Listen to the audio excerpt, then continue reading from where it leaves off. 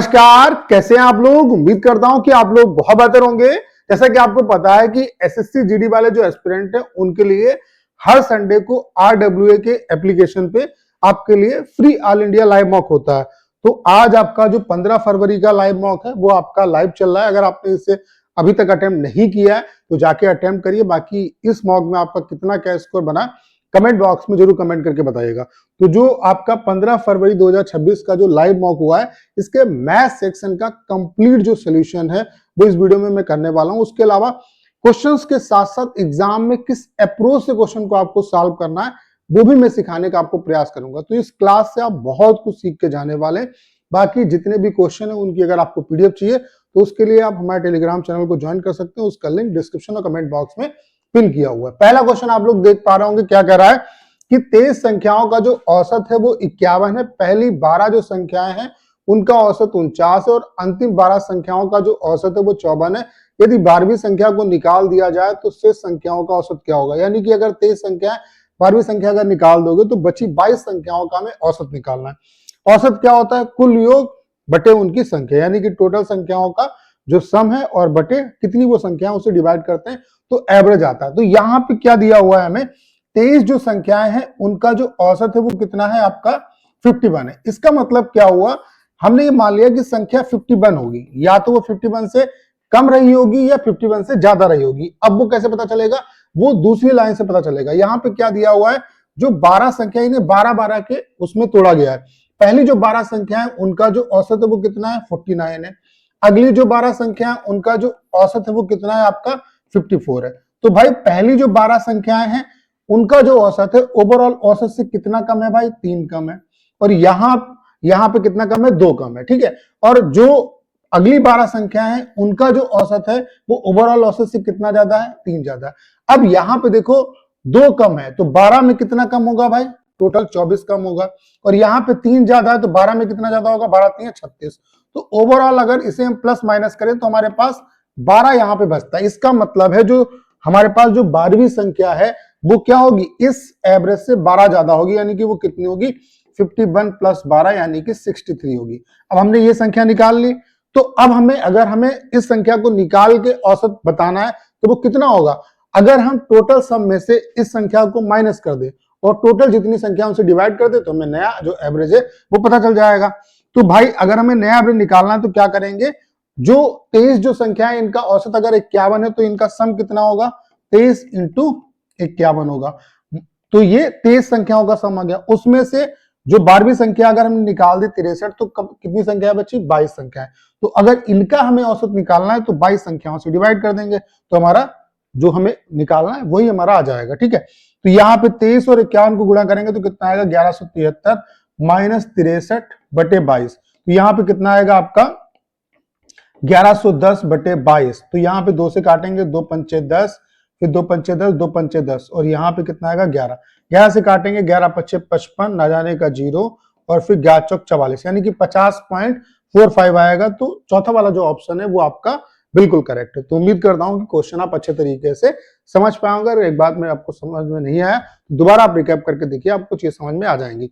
अगला क्वेश्चन आप क्या कह रहा है यहाँ पे, यदि एक आयत की लंबाई 12% बढ़ा दी जाए और चौड़ाई 8% कम कर दी जाए तो क्षेत्रफल पे क्या प्रभाव पड़ेगा। तो आपको सिंपली आपने परसेंटेज में फॉर्मूला पढ़ा होगा कि ओवरऑल वृद्धि या कमी निकालने के लिए हम कौन सा फॉर्मूला यूज करते हैं, x plus y plus minus x y अपान 100%। ये वाला जो फॉर्मूला है वो आपका यूज किया जाता है। तो यहाँ पे पहले 12% की वृद्धि हो रही है तो वृद्धि हो रही है यानी कि प्लस का 12, फिर 8% की कमी हुई यानी कि माइनस का 8।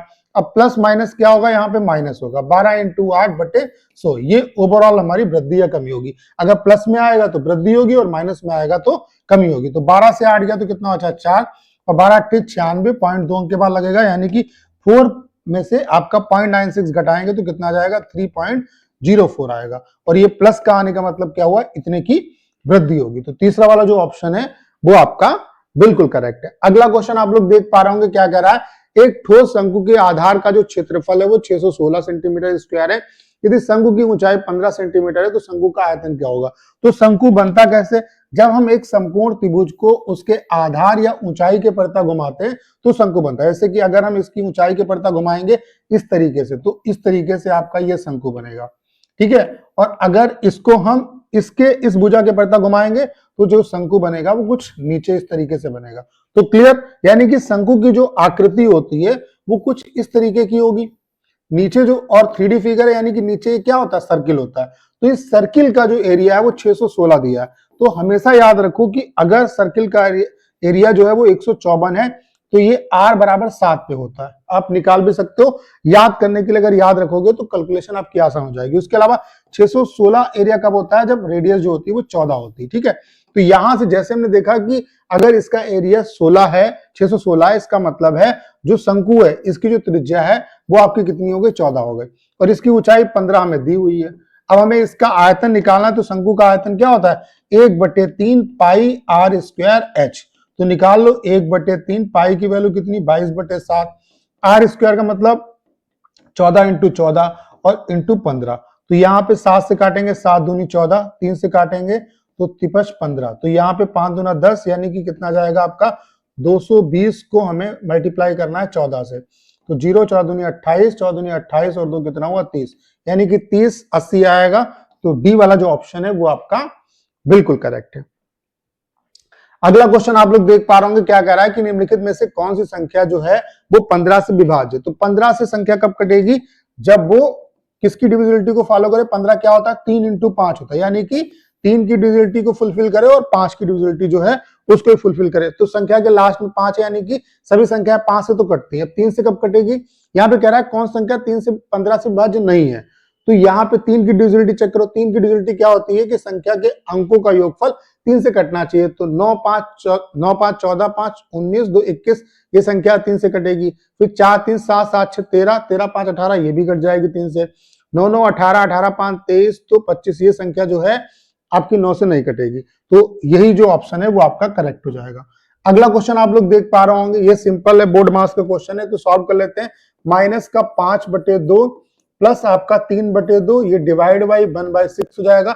अगर भाग को गुणा में चेंज करेंगे तो अंश और हर पलट जाता है, तो 6 का 1/6 हो जाएगा और 1/2 ये, ठीक है। तो 3 दूना 6, यहाँ पे कितना जाएगा आपका माइनस का 5/2। ये मैं समझाने के लिए आपको लिख रहा हूं, बाकी मौखिक भी कर सकते थे इसे। यहाँ पे कितना आएगा 1/8, तो इसका एलसीएम कितना हो गया 8।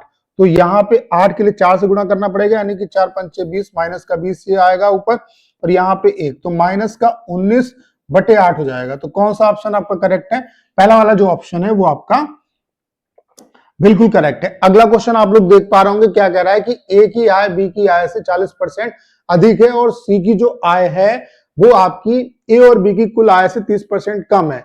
ए की आय सी की आय से कितने प्रतिशत कम है, किससे कंपेयर करना है, सी की आय से। जिससे कंपेयर करेंगे वो हमेशा नीचे आएगा, ठीक है। तो यहाँ पे 3 लोग हैं, ए है, बी है और सी है। क्या कह रहा है कि ए की आय जो है वो बी की आय से 40% अधिक है। तुमने मान लिया बी की आय जो है वो 100 है, तो इससे इसकी आय 40% अधिक, यानी कि इसकी आय कितनी हो गई 140। अब सी के लिए क्या कह रहा है कि सी की जो आय है वो ए और बी की कुल आय से 30% कम है। तो इनकी टोटल आय कितनी हो गई 240, इससे 30% कम, यानी कि इसका 70% सी की आय है। तो 2 जीरो से 2 जीरो आपके कैंसिल हो गए, 4 7 28 और 4 7 दूनी 14 और 2 कितना हुआ आपका 16, यानी कि इसकी जो आय है वो कितनी हो गई 168 रुपए। अब क्या कह रहा है, ए की आय जो है वो सी की आय से कितनी कम है, तो कितनी कम है भाई 28। किससे कंपेयर करना है, सी से, यानी कि बटे 168 इंटू 100 हो जाएगा। तो 7 से काटेंगे 7 चौक 28, 7 दूनी 14, 7 चौक 28, 4 छंग 24, 100/6 की वैल्यू क्या होती है 16 सही 2/3%। तो तीसरा वाला जो ऑप्शन है वो आपका बिल्कुल करेक्ट है। अगला क्वेश्चन आप लोग देख पा रहे होंगे, क्या कह रहा है, 2400 रुपए की राशि पर 20 मार्च 2019 से 31 मार्च 2019 तक 6 सही 1/4% की वार्षिक ब्याज दर से प्राप्त साधारण ब्याज कितना होगा। तो सिंपल इंटरेस्ट तो सिंपल होता है भाई, सिंपल इंटरेस्ट क्या होता है, P × R × T/100, सिंपल है आपका। अब यहाँ पे 20 मार्च से 2019 से लेकर के 31 मार्च 2019 तक टोटल जो डेज होंगे वो 73 डेज होंगे, ठीक है। अब यहाँ पे इन्हें डेज को जो है, चूंकि रेट जो हमारी वो वार्षिक दी है, तो इसे भी हमें क्या करना पड़ेगा, इसको भी वर्ष में हमें जो है वो मतलब कन्वर्ट करना पड़ेगा। तो 73 डेज को अगर हम वर्ष में कन्वर्ट करेंगे तो एक साल में वर्ष कितने होते, 365 होते, तो 365 से डिवाइड कर देंगे, यानी कि ये टाइम दिया हुआ हमारे पास। तो पी की वैल्यू कितनी है भाई 2400, आर की वैल्यू कितनी है 6 चौक 24 और 25/4, और इंटू टी की वैल्यू कितनी है 73/365 और इंटू 100। तो 2 जीरो से 2 जीरो आपके कैंसिल हो गए, 4 से काटेंगे 4 छंग 24, 73 पंचे आपका 15 और 5 से 35 36, यानी कि 5 बार जाएगा और 5 25, तो 6 पंचे कितना आएगा आपका 30 आएगा। तो सिंपल इंटरेस्ट कितना आ जाएगा आपका 30 रुपए। तो सी वाला जो ऑप्शन है वो आपका बिल्कुल करेक्ट है। अगला क्वेश्चन आप लोग देख पा रहे होंगे, क्या कह रहा है कि एक बस 10 किलोमीटर की दूरी 12 मिनट में तय करती है, यदि उसकी गति 25 किलोमीटर पर आवर कम कर दी जाए तो उसी दूरी को तय करने में बस को कितना समय लगेगा। यानी कि जो डिस्टेंस है वो आपकी कांस्टेंट है।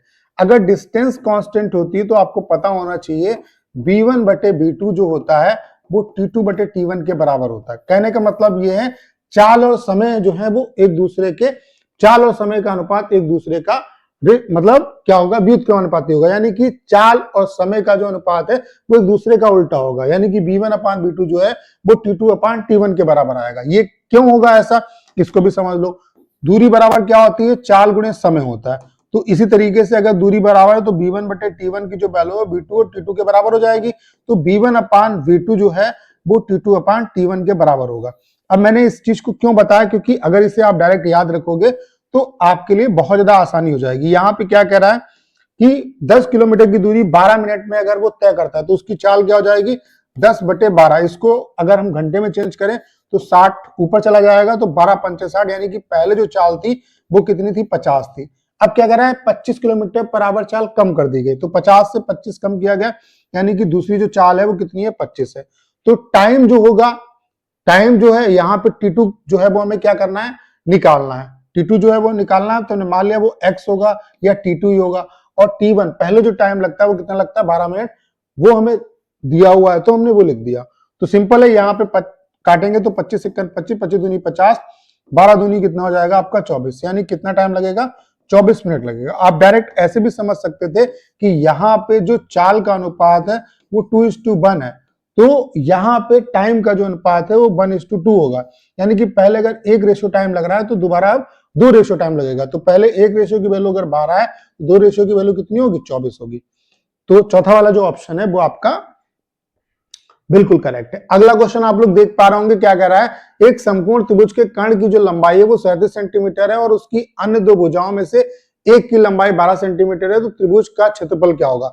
आपको ट्रिपलेट अगर पता है तो डायरेक्टली आप लगा सकते हो। यहाँ पे जो कर्ण है वो 37 है, तो आपको पता होना चाहिए एक भुजा 12 है, तो 12, 35 और 37 ट्रिपलेट बनाता है, तो हमारी भुजाएं पता चल गई। नहीं तो आप यहाँ पे जो है पाइथागोरस थ्योरम लगाओगे तो वहां से आपको पता चल जाएगा कि यहाँ पे कर्ण का स्क्वायर जो है वो लंब और आधार के स्क्वायर के बराबर होगा, ठीक है। तो वहां से आप निकाल सकते हैं। नहीं तो अगर ट्रिपलेट पता है तो डायरेक्टली आपको ये पता चल जाएगा कि जो भुजाएं हैं वो कौन कितनी कितनी है, 35, 12 और 37 है। अब समकोण त्रिभुज का एरिया क्या होता है 1/2 आधार इंटू ऊंचाई, तो 12 इंटू 35 हो जाएगा। तो 2 से काटेंगे 2 छंग 12, 35 छक्का कितना होता है 210। तो कौन सा ऑप्शन करेक्ट है, तीसरा वाला जो ऑप्शन है वो आपका बिल्कुल करेक्ट है। अगला क्वेश्चन आप लोग देख पा रहे होंगे, क्या कह रहा है एक मिश्रण में पानी और दूध का अनुपात 2:3 है, इस मिश्रण के 20 किलोग्राम में कितना पानी और मिलाया जाना चाहिए जिससे कि बनने वाला जो मिश्रण है, नया जो मिश्रण है, उसमें दूध और पानी का जो अनुपात, पानी और दूध का जो अनुपात है वो 1:1 हो जाए। तो पहले जो है वाटर और मिल्क, जब भी रेशियो दिया जाए तो ये जरूर देख लेना अनुपात किसका किससे दिया हुआ है। तो वाटर और मिल्क का जो अनुपात है वो कितना है 2:3 है, और शुरुआत में मिक्सचर जो है वो कितना है 20 किलोग्राम है, ठीक है। अब क्या कह रहा है कि इसमें कितना पानी मिलाया जाए, तुमने मान लिया 1 लीटर पानी मिलाया जाए जिससे कि अनुपात कितना हो जाए 1:1 हो जाए।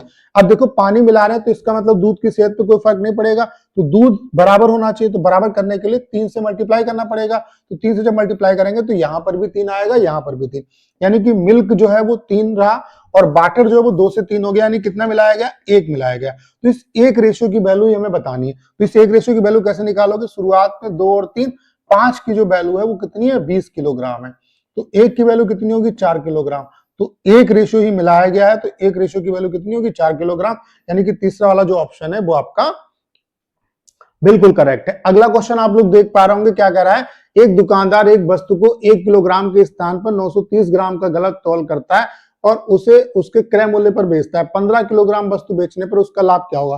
तो चाहे 1 किलो बेचे तब भी उतना लाभ होगा, चाहे 15 किलो बेचे तब भी उतना लाभ होगा। एक्चुअल में हमें यहाँ पे लाभ बताना है। तो अगर भाई यहाँ पे 1000 की जो चीज है उसको अगर मतलब 1 किलोग्राम में ग्राम कितने होते हैं? 1000 ग्राम होते हैं। तो 1000 की चीज को अगर 930 ही देता है, इसका मतलब क्या हुआ, कोई भी अगर कोई खरीदने आता है तो उसको पैसा बताता है 1000 का और माल देता है 930 का, यानी कि उसने अपने पास से कितना दिया? 930, और पैसा कितने का लिया? 1000 का। तो अगर 930 की चीज को 1000 में बेचा तो कितने का फायदा हुआ? 70 का फायदा हुआ। 70 का फायदा किस पे हुआ? 930 पे। तो 100 पे कितना होगा? बस आपको यही निकालना था यहाँ पे। तो 700 बटे 93 होगा। तो कितने बार ले जाएंगे इसे? यहाँ पे 7 बार जाएगा। 7 तिया 21, 2 और 7 नाम 63 और 2 कितना हुआ? 65। तो यहाँ पे 7 बार जाएगा तो 7 सही 49 बटे 93 आ जाएगा आपका। तो कौन सा ऑप्शन करेक्ट है? पहला वाला जो ऑप्शन है वो आपका बिल्कुल करेक्ट है। अगला क्वेश्चन आप लोग देख पा रहे होंगे, इसका हमें चतुर्थानुपाती निकालना है। तो हमने मान लिया जो चतुर्थानुपाती होगा वो x होगा, तो इसका मल्टीप्लीकेशन इसके मल्टीप्लीकेशन के बराबर होगा। तो 0.24 इंटू एक्स जो है वो 0.6 इंटू 20 के बराबर होगा। देखो यहाँ पे अगर एक जीरो बढ़ाएं तो यहाँ पर भी 0.2 अंक के बाद, यहाँ पर भी 2 अंक के बाद, तो इससे कट जाएगा। 12 से काटेंगे, 12 दूनी 24, 12 पंचे 60, 2 से काटेंगे 10 बार आएगा। तो यहाँ पे x की वैल्यू कितनी आ जाएगी? 50। ये मैंने सॉल्व करने के लिए आपको बताया, बाकी इसे आप मौखिक भी कर सकते थे। ठीक है, अगला क्वेश्चन आप लोग देख पा रहे होंगे, p की वैल्यू जो है वो ये दी हुई है और q की वैल्यू ये दी है। तो इसका एलसीएम निकालना। देखो यहाँ पे कुछ भी कॉमन नहीं है, कुछ भी कॉमन नहीं। जब कुछ भी कॉमन नहीं होगा तो एलसीएम क्या होगा? इन दोनों का मल्टीप्लीकेशन ही एलसीएम होगा। तो इन दोनों का मल्टीप्लीकेशन, यानी कि कौन सा ऑप्शन करेक्ट होगा? आपका जो पहला वाला ऑप्शन है वो आपका बिल्कुल करेक्ट है। अगला क्वेश्चन आप लोग देख पा रहे होंगे, क्या कह रहा है कि एक बल्लेबाज ने अपने करियर के 17वें मैच में 98 रन बनाए, उससे उसके प्रति मैच औसत रनों में 2.5 की वृद्धि हो गई। 17वें मैच में मैच से पहले उसका औसत क्या था? यानी कि उसका जो पुराना औसत है वो हमें बताना है। तो 17वीं पारी में उसने कितने रन बनाए? 98 रन बनाए। हमने मान लिया उसका 16 पारी तक जो औसत था वो x था। 17वीं पारी में जो उसने 98 रन बनाए तो जो नया औसत हो गया 17 पारी का वो कितना हो गया? 2.5 की वृद्धि हो गया, यानी कि x प्लस 2.5 हो गया। तो इस 17वीं पारी में बनाए गए रन अगर हमें निकालने हैं तो कैसे निकलेगा? देखो यहाँ पे कितने की वृद्धि हुई? 2.5 की, और यहाँ पे 16 से 17 हुआ, यानी कि 1 की वृद्धि। तो 17वीं पारी में बनाए गए रन क्या होंगे? इसको इससे गुणा कर देंगे, इसको इससे गुणा कर देंगे। तो x प्लस 2.5 और प्लस आपका 16 को 25 से गुणा करेंगे, 16 पंचासी, 16 दूनी 32, यानी कि 40। ये क्या है? 17वीं पारी के रन। और 17वीं पारी में बनाए कितने रन है? 58, यानी कि इसकी वैल्यू किसके बराबर है? 98 के बराबर है। हमें क्या बताना है? 17वें मैच से पहले उसका औसत क्या होगा? तो मतलब जो पुराना वाला औसत है वो क्या है? x, यानी कि x की वैल्यू हमें बतानी है। तो बस ये जितना भी पोर्शन है इसको इधर लेके चले जाओ। तो यहाँ पे x की वैल्यू कितनी जाएगी? देखो 40 घटाएंगे इससे तो कितना बचेगा? 58, और 58 में से 2.5 अगर हम घटाएंगे तो यहाँ पे कितना जाएगा?